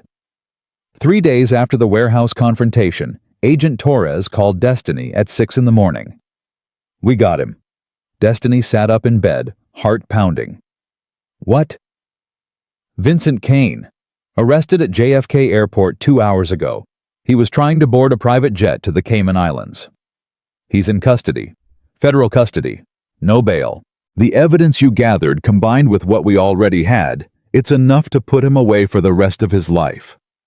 Destiny's hands were shaking. She could not tell if it was relief or disbelief or some combination of both. "What happens now?" "Now we build the case. You'll need to testify eventually, but that's months away. For now, just live your life. You've earned it." Destiny hung up and sat in the darkness of her apartment. The weight she had been carrying for weeks suddenly lifted. She felt like she could breathe for the first time since she had dragged Marcus Thornton out of the rain. She called Miss Purley immediately. "It's over. They arrested Vincent Kane." Miss Purley was silent for a moment. Then she let out a sound somewhere between a laugh and a sob. "Lord have mercy. We actually did it." "We did it. Child, get yourself dressed. We're celebrating." By 8 a.m., the entire staff had gathered at the Golden Elm Inn. Jerome brought champagne. Miss Purley made her famous peach cobbler. Even Mr. Thompson from the barber shop came over with a bottle of whiskey he had been saving for a special occasion. "To Destiny Carter." Jerome raised his glass. "The baddest woman in South Bronx." Everyone cheered. Destiny felt her face flush. "I didn't do this alone. Every person in this room took a risk. Every person in this room stood up when it would have been easier to stay down." She looked around at the faces of people who had become her family. "This hotel almost destroyed me, but it also gave me something I never had before. A purpose, a community, a home." Miss Purley wiped her eyes. "You're going to make me ruin my makeup, child." "Good. Means I'm doing something right." The celebration continued until noon. Then reality set back in. The hotel still needed work. Guests still needed serving. Bills still needed paying. But for the first time, those challenges felt manageable. Destiny was no longer fighting a war on two fronts. She could focus all her energy on building instead of surviving. That afternoon, she met with Marcus Thornton at a coffee shop in Manhattan. He looked different than the last time she had seen him. Lighter somehow. Like he too had been carrying a weight that had finally lifted. "I heard the news," he said. "You did something remarkable, Destiny." "I just refused to quit." "Oh, that's more than most people can say." He stirred his coffee slowly. "I owe you an apology." "For what?" "For giving you a mess and calling it a gift.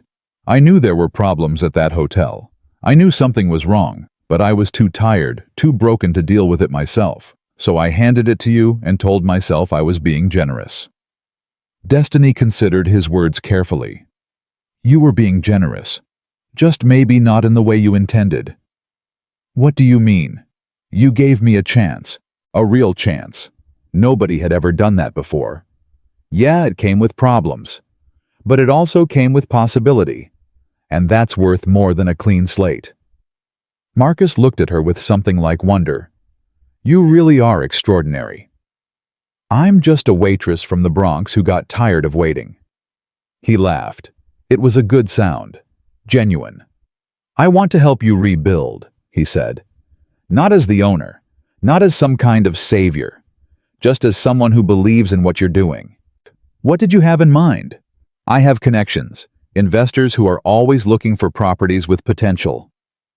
People who want to put their money into communities rather than just extracting from them. I'm not interested in selling. I'm not talking about selling. I'm talking about partnerships, grants, programs that help small business owners in underserved areas. Destiny leaned back in her chair. You've been doing your research. I've been paying attention. For the first time in years, I've been paying attention to something other than my own grief. What changed? Marcus was quiet for a moment. His eyes went distant. You did. Watching you fight for that hotel, fight for those people, it reminded me of something I had forgotten. What's that? That life isn't about what we lose. It's about what we build with what we have left. Destiny felt tears prick her eyes. She blinked them back. That's beautiful. It's true. My son is gone. Nothing will ever change that.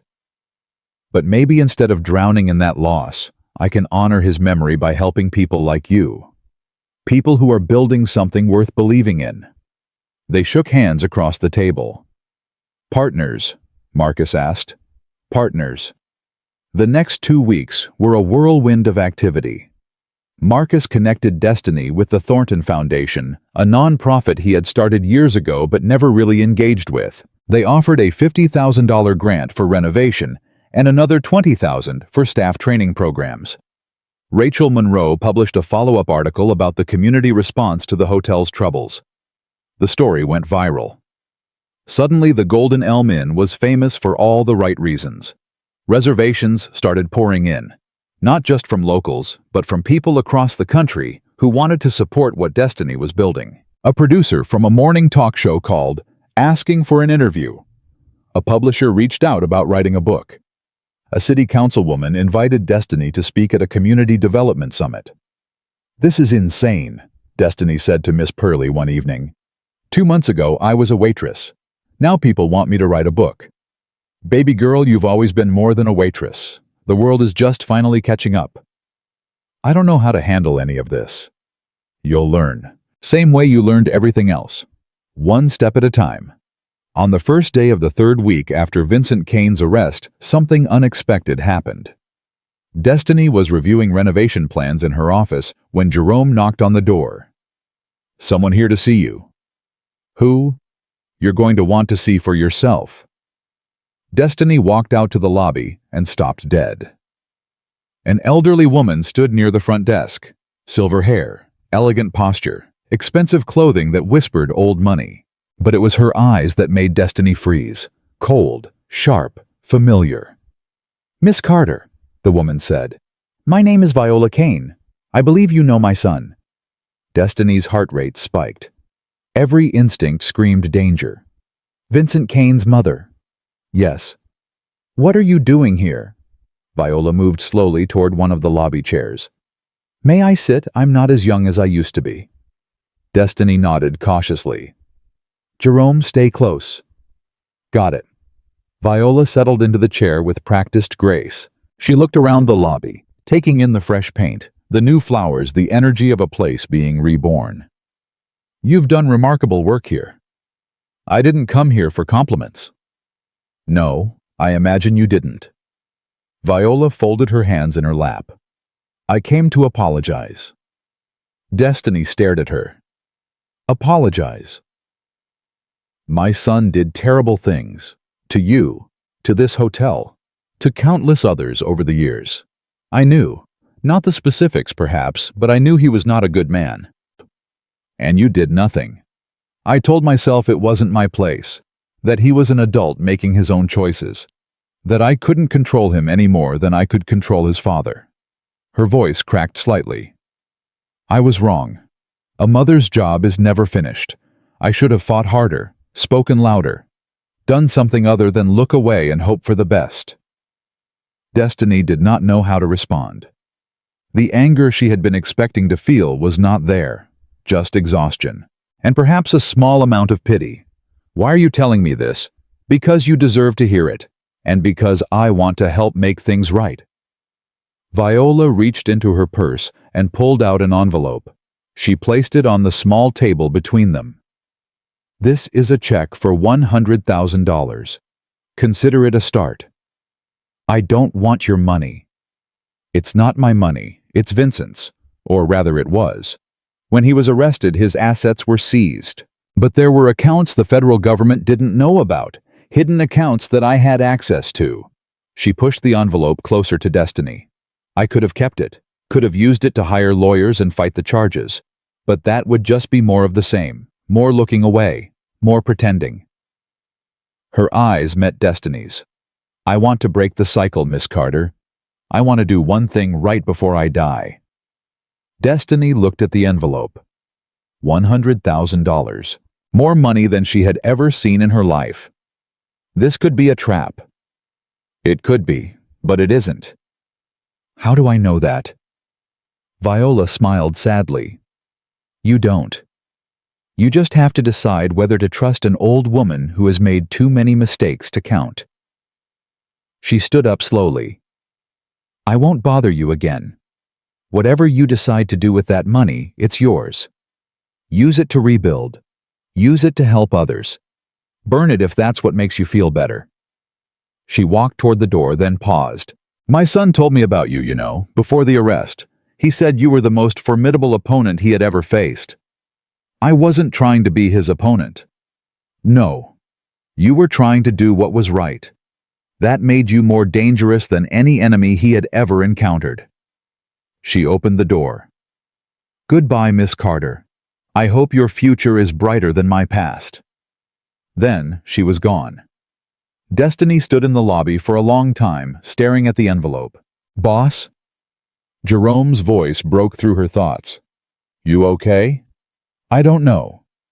She picked up the envelope, turned it over in her hands. What are you going to do? I'm going to think about it. That night she visited her mother at the nursing home. Gloria was having a good day. Alert, aware, happy to see her daughter. Baby girl, you look troubled. What's on your mind? Destiny told her about Viola Kane's visit. The apology. The money. Gloria listened without interrupting. When Destiny finished, she was quiet for a long moment. What do you think I should do, Mama? I think you already know what you're going to do. You just want someone to tell you it's okay. What if it's a mistake? Then it's a mistake. But you've made mistakes before and survived. This won't be any different. Destiny took her mother's hand. I'm thinking about using it for a scholarship fund, for kids in the neighborhood who want to go to college but can't afford it. Gloria's eyes brightened. Like you. Like me. Baby girl, that's beautiful.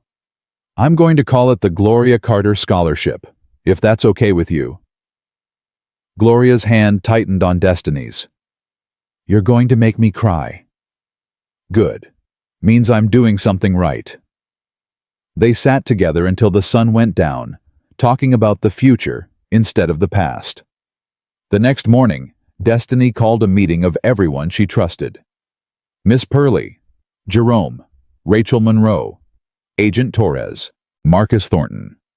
They gathered in the lobby of the Golden Elm Inn, sitting in a circle like a makeshift family council. I have made a decision, Destiny said, about the money Viola Kane gave me.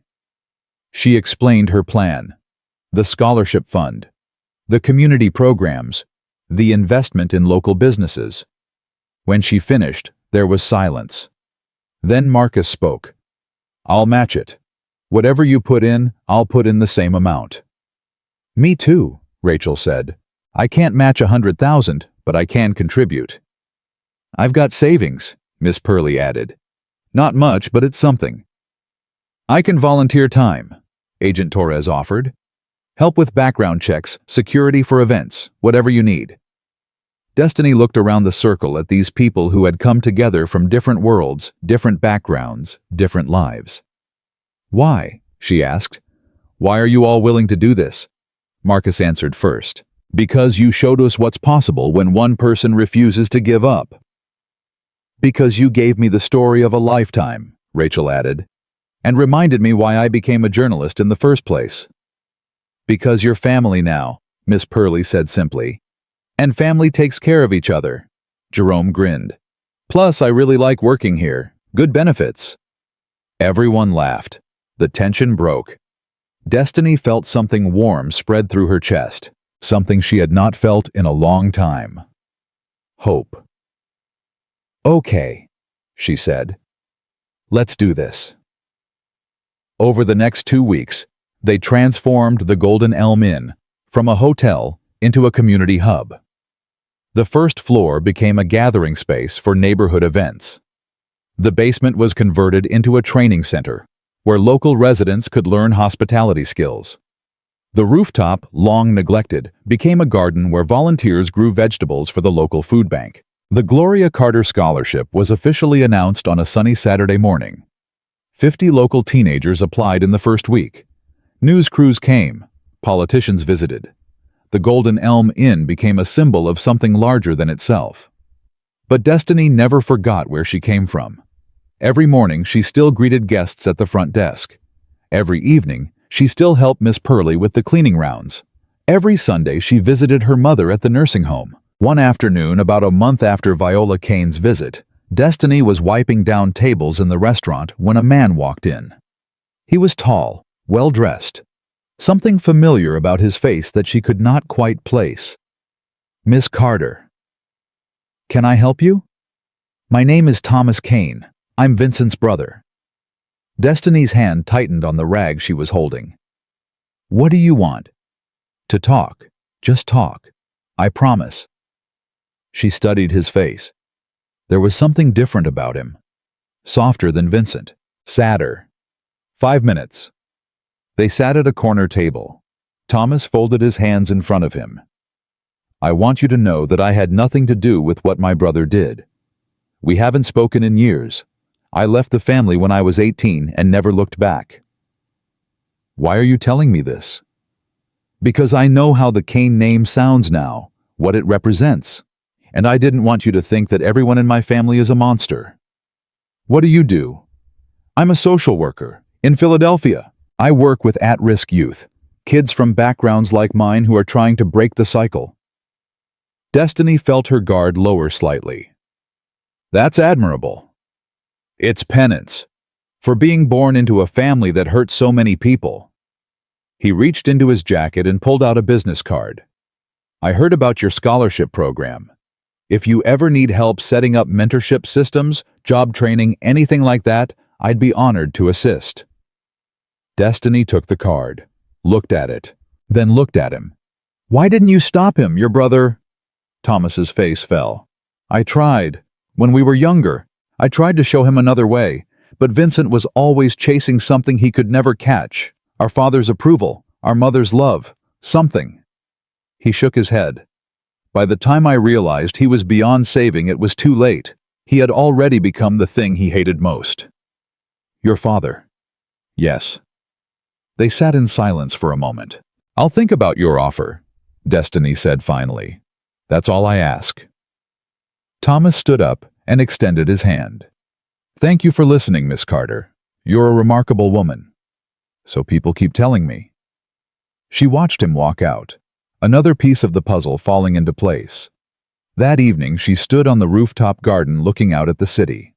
Miss Purley found her there, thinking deep thoughts, just thinking. About what? About how strange life is.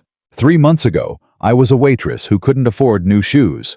Now I'm running a hotel, managing a scholarship fund, and apparently collecting Kane family members like trading cards.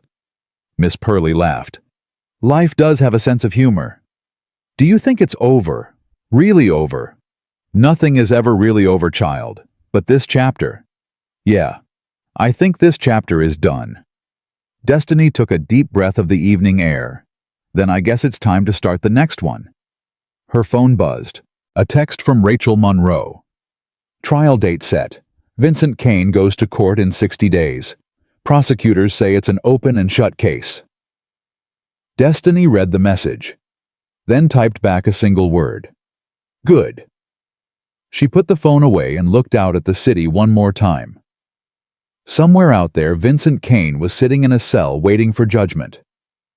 Somewhere out there, Marcus Thornton was using his money to help instead of hide. Somewhere out there, Thomas Kane was trying to break a cycle that had destroyed his family. And right here in South Bronx, Destiny Carter was building something new, something real, something that would last long after she was gone. The sun was setting, the city was glowing, and for the first time in her life, Destiny felt like she was exactly where she was supposed to be. The trial of Vincent Kane began on a cold Monday morning in late November. Destiny arrived at the federal courthouse at 7 a.m., 2 hours before the proceedings were scheduled to start. She wore a simple black dress that Miss Purley had helped her pick out the night before. Professional, dignified, the kind of outfit that said she belonged here. Jerome and Miss Purley were already waiting outside. "You ready for this?" Jerome asked. "No, but I'm going anyway." Agent Torres met them at the security checkpoint. She looked different in civilian clothes, less intimidating, more human. "The prosecution is confident," she said, as they walked through the marble hallways. "Your testimony is going to be crucial, but even without it, they have enough evidence to convict." "Then why do I need to testify?" "Because the jury needs to see a face. They need to understand that Vincent Kane didn't just break laws, he broke lives." The courtroom was packed. Reporters filled the back rows. Lawyers shuffled papers at their tables. Family members of other victims sat in clusters, their faces drawn with years of waiting for justice. And there at the defense table sat Vincent Kane. He looked smaller than Destiny remembered. Prison had stripped away some of his polish. His suit was still expensive, but it hung on him differently now, like armor that no longer fit. When Destiny walked in, his head turned. Their eyes met across the room. He smiled.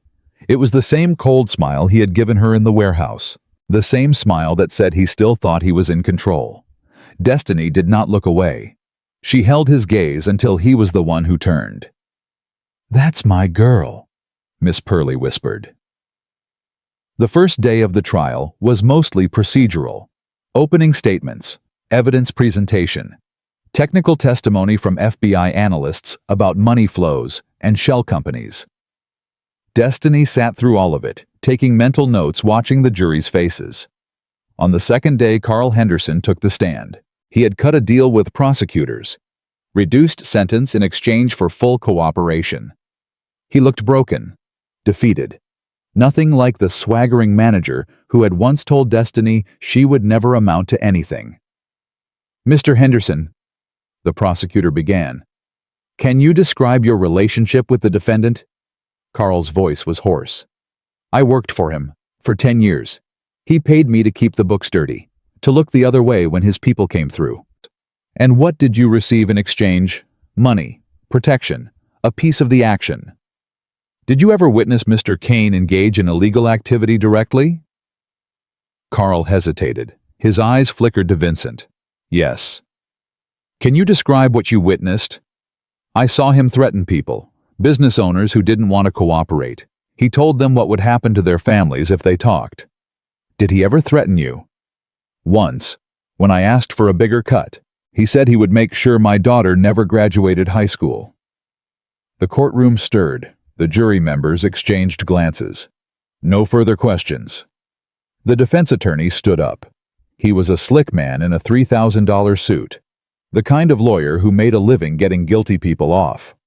"Mr. Henderson, isn't it true that you're testifying today to avoid a lengthy prison sentence?" "Yes."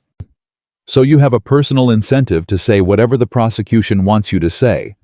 I'm telling the truth." "Are you? Or are you just telling the story that keeps you out of prison?" Carl's face reddened. "I'm telling the truth." No further questions. On the third day, Rachel Monroe testified about her investigation. She presented documents, recordings, witness statements. Her voice was steady and professional. She had done this before. On the fourth day, it was Destiny's turn. She woke up at 4 a.m., unable to sleep, made herself coffee, sat in the darkness of her apartment, and thought about everything that had led to this moment. At 8 a.m., Miss Purley knocked on her door. "You don't have to do this alone, child." "I know, but I need to walk in there by myself." I need to prove that I can. Prove to who? To me. They hugged. Then Destiny left for the courthouse. The walk from the gallery to the witness stand felt like the longest journey of her life. Every step echoed. Every eye was on her. She sat down, raised her right hand, swore to tell the truth. The prosecutor approached. Miss Carter, can you describe how you first became aware of illegal activity at the Golden Elm Inn? Destiny took a breath. It started when I found invoices for companies that didn't exist. Payments for services that were never rendered. Thousands of dollars disappearing into thin air. And what did you do with this information? I documented everything, made copies, contacted a journalist, and eventually, I contacted the FBI. Why didn't you simply walk away? You could have sold the hotel, taken the money and left. Destiny paused. She looked at the jury. 12 strangers who held Vincent Kane's fate in their hands. Because that hotel wasn't just a building to me. It was a community, a family. People depended on it for their livelihoods. People trusted me to do the right thing. And what happened when Mr. Kane learned about your investigation? He threatened me, came to my hotel in the middle of the night, told me to walk away or face the consequences. Did he specify what those consequences would be? He threatened my mother. She's in a nursing home. He said accidents happen in places like that. Gasps rippled through the courtroom. The jury members shifted in their seats. What did you do? I told him no. I told him that I wasn't going to be intimidated. And then I kept investigating. The prosecutor nodded. No further questions. The defense attorney rose. His smile was confident, predatory. Miss Carter, isn't it true that you stood to profit significantly from the hotel's sale? I never wanted to sell. But you did receive the property for free, didn't you? A gift from Marcus Thornton worth millions of dollars? It was a gift, yes, but not because I asked for it. So you expect this jury to believe that a billionaire simply handed you a hotel out of the goodness of his heart? I expect this jury to believe the truth, which is that I saved Marcus Thornton's life, and he wanted to thank me. Saved his life? That's rather dramatic, don't you think? Destiny felt her temper flare. She tamped it down. 2 men with a knife were about to rob him, maybe kill him. I dragged him to safety. Call it what you want. And you never expected anything in return. I expected to go home and get some sleep. That's all. The defense attorney paused. He was searching for an angle. Destiny could see him calculating. Miss Carter, do you have any personal animosity toward my client? I have animosity toward anyone who threatens innocent people. But specifically toward Mr. Kane. Any personal grudge. I didn't know who Vincent Kane was until he showed up at my hotel trying to destroy everything I had built. So this is about the hotel. This is about justice. Justice or revenge. Destiny leaned forward. Her voice was calm but fierce. Let me be very clear. I don't want revenge. I want accountability. I want the people who were hurt by your client to see that the system works. I want every young woman out there who's been told she doesn't matter to know that she does, that her voice counts, that standing up for what's right is always worth it even when it's hard. Silence in the courtroom. The defense attorney blinked. No further questions. Destiny stepped down from the witness stand. As she walked back to her seat, she passed Vincent Kane's table. He was staring at her, but the smile was gone. For the first time, he looked afraid. The jury deliberated for 6 hours. Destiny waited in a small room with Miss Pearlie Jerome and Rachel. They did not talk much, just sat together drawing strength from each other's presence. At 4 p.m. word came that the jury had reached a verdict. They filed back into the courtroom. The tension was suffocating. The judge spoke. Has the jury reached a verdict? The foreperson stood. We have, Your Honor. On the count of racketeering, how do you find D guilty? On the count of money laundering, how do you find B guilty? On the count of witness intimidation, how do you find guilty? On the count of criminal conspiracy, how do you find Guilty. Each word landed like a hammer blow. Destiny felt tears streaming down her face. Miss Pearlie grabbed her hand and squeezed. The judge thanked the jury and scheduled sentencing for the following month. Vincent Kane was led away in handcuffs. He did not look back. Outside the courthouse, reporters swarmed. Cameras flashed. Microphones were thrust toward Destiny's face. "Miss Carter, how do you feel? Miss Carter, what's next for the Golden Elm Inn? Miss Carter, do you have a message for other victims of Vincent Kane?" Destiny stopped, turned to face the cameras. "I have a message for everyone who's ever been told they don't matter. Everyone who's been pushed down and told to stay down. Everyone who's been threatened for doing the right thing." She paused. "Let this moment breathe. You matter. Your voice matters. Your courage matters. Never let anyone tell you otherwise." The crowd erupted in applause. That night, they celebrated at the Golden Elm Inn. The whole neighborhood came out. Music played. Food was shared. Children ran through the lobby while their parents laughed and cried and hugged each other. Marcus Thornton arrived around 8 p.m. He looked happy, lighter than Destiny had ever seen him. "You did it," he said simply. "We did it."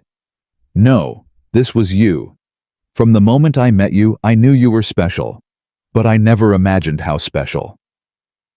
Destiny shook her head. "I'm not special. I just refuse to quit." "That's what makes you special." They stood together watching the celebration unfold around them. "What now?" Marcus asked. "Now we build. Now we grow. Now we show the world what this community is capable of." "And the hotel?" Destiny smiled. "I've been thinking about that. I want to rename it." "To what?" "The Lantern House.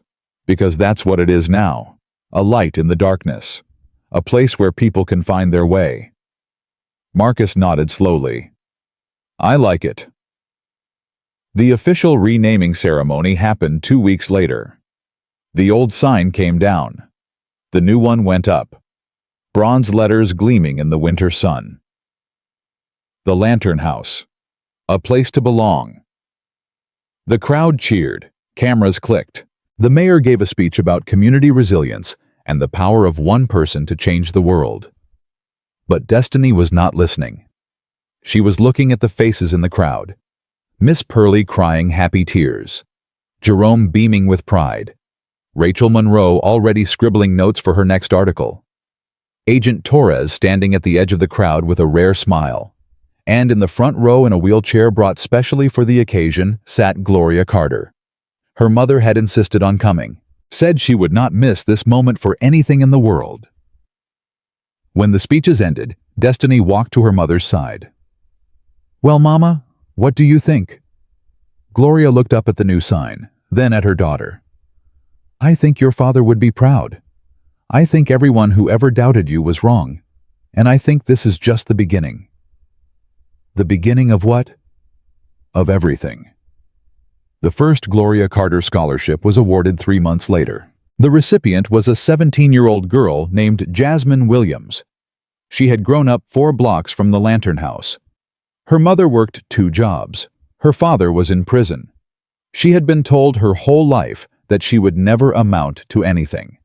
Now she was going to Columbia University on a full scholarship. Destiny handed her the certificate on a Saturday afternoon. The community room was packed with family and friends and neighbors. "You earned this," Destiny said. "Every bit of it." Jasmine's eyes were wet. "I don't know how to thank you." "Then don't thank me. Go to school, work hard. And someday when you're in a position to help someone else do it, that's how you thank me." Jasmine nodded. Then she hugged Destiny so hard that neither of them could breathe. After the ceremony, Destiny found a quiet corner and sat by herself for a moment. Miss Pearlie found her there. "You okay, child?" "Better than okay." "Then why do you look so thoughtful?" Destiny was quiet for a moment. "I was thinking about the night I found Marcus Thornton in the rain, how I almost walked away, how I almost decided it wasn't my problem." "But you didn't." "No, I didn't." She looked up at Miss Pearlie. What if I had... What if I had just gone home and minded my own business? Then you wouldn't be sitting here, and neither would Jasmine Williams, and neither would anyone else whose life you've touched. That's a lot of weight to put on one decision. That's life, child, one decision at a time, one moment at a time. And before you know it, those moments add up to something bigger than you ever imagined. Destiny nodded slowly. Miss Pearlie, can I tell you something? Always. When I was a little girl, my mother used to tell me that my name meant destiny, that I was born for something big. I never believed her. I thought she was just saying what mothers say. She looked around the room at all the people gathered, all the lives intersecting. I think I finally understand what she meant. A year later, Destiny stood on the roof of the Lantern House. The city spread out before her like a glittering ocean, lights twinkling, lives unfolding, stories being written in every window, every street, every heartbeat. Jerome had gotten married last month. Miss Pearlie was training to be an ordained minister. Rachel Monroe had won a Pulitzer Prize for her coverage of the Kane case. The Lantern House had grown beyond anything Destiny could have imagined. They now ran 3 scholarship programs, a job training center, and a community kitchen that served 200 meals a day. Vincent Kane was serving 30 years in federal prison. He would be an old man before he ever saw the outside world again. Marcus Thornton had become a close friend. They had dinner once a month. He told her stories about his son. She told him stories about her mother. Gloria had passed away peacefully in her sleep 6 months ago. It was the hardest thing Destiny had ever faced. But she did not face it alone. Her family, her real family, the one she had built, carried her through. She still visited the grave every Sunday, brought flowers, told her mother about everything that was happening. "You were right, Mama," she would say, "about all of it." Now she stood on the rooftop, watching the sun set over the Bronx. Her phone buzzed. A text from a number she did not recognize. "Miss Carter, my name is Sarah Johnson. I'm a waitress at a hotel in Detroit. I read your story. I want to know how you did it, how you found the courage."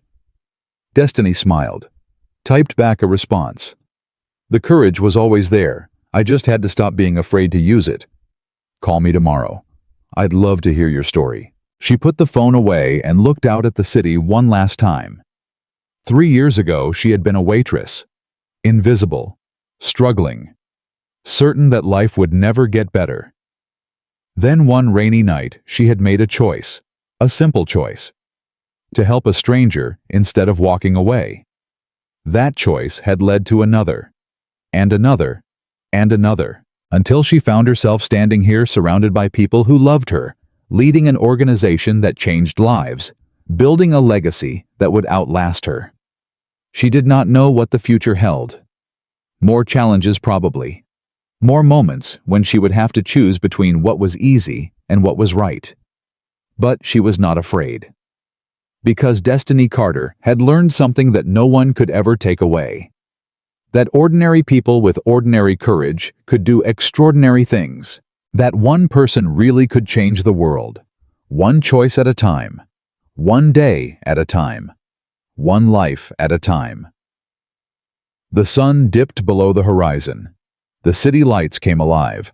And Destiny Carter, the waitress who had helped a drunk billionaire get home on a rainy night, smiled.